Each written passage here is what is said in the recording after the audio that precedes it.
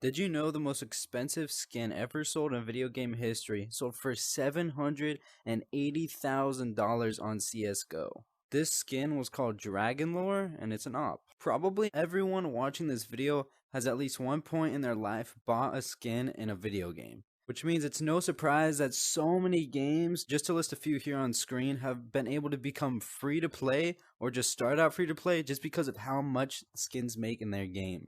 Even CSGO and Overwatch, though they are paid, they still make a ton of money from skins. And all this combined makes video game skins a $50 billion industry. So you might be questioning how this relates to Pavlov, and you probably can actually see where I'm going with this. And my point is, there has never been a skin on sale for Pavlov ever.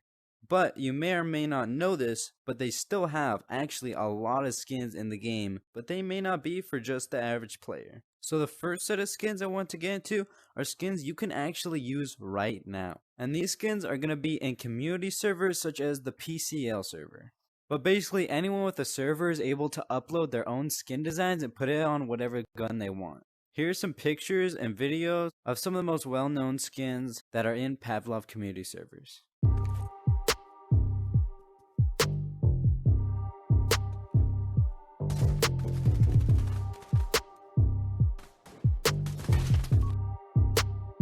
And right after I finished editing this clip, I was doing further research about community server skins, and I was talking to my friend Dapper Capper, which you'll know if you're a long subscriber to the channel. He's helped me out before. He's a really OG, knowledgeable player when it comes to Pavlov.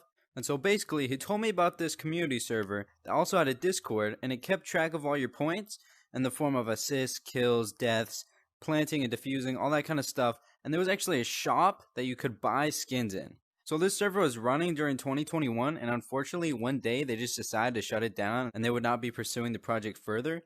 But there's still a lot of interesting stuff left in the Discord server in the form of images of really nice skins. I couldn't find any footage of how the system worked. You can then buy and equip skins with, which is actually something really interesting, and I think it's really important that people that play Pavlov would know that, just because it's a nice little piece of history.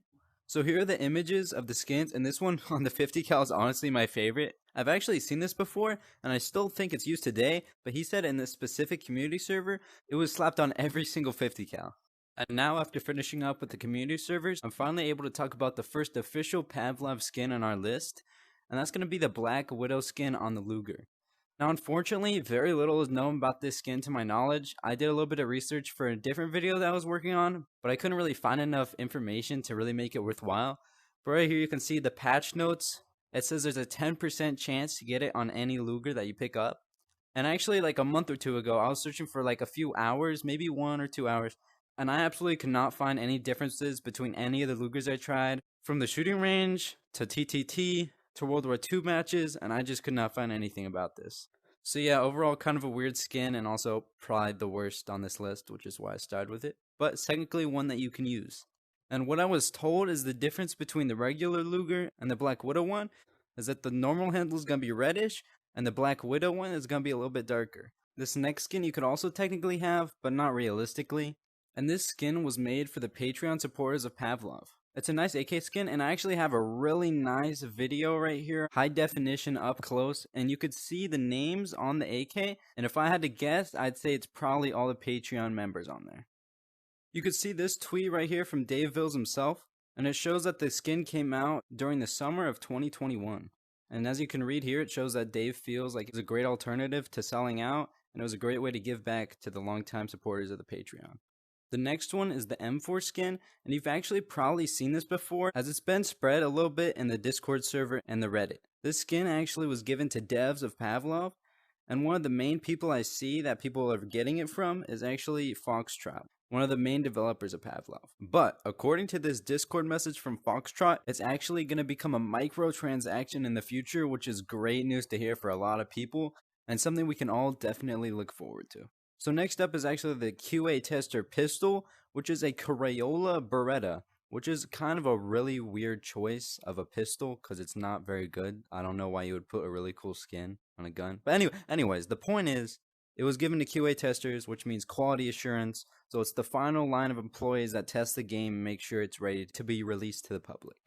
The next one is going to be the Vankrupt or the Jared pistol, and it's actually a red Deagle with Jared on it. And this one will actually be dev exclusive and we won't be able to use this. I do actually have a tweet from Dave here and some footage from Kool-Aid Man's podcast. So yeah. Right here you can see the Patreon shotgun. And this was given to early supporters of the Pavlov Patreon. There's not exactly a whole lot to say of it, but it's technically one you could get, but also not really unless you have a time machine.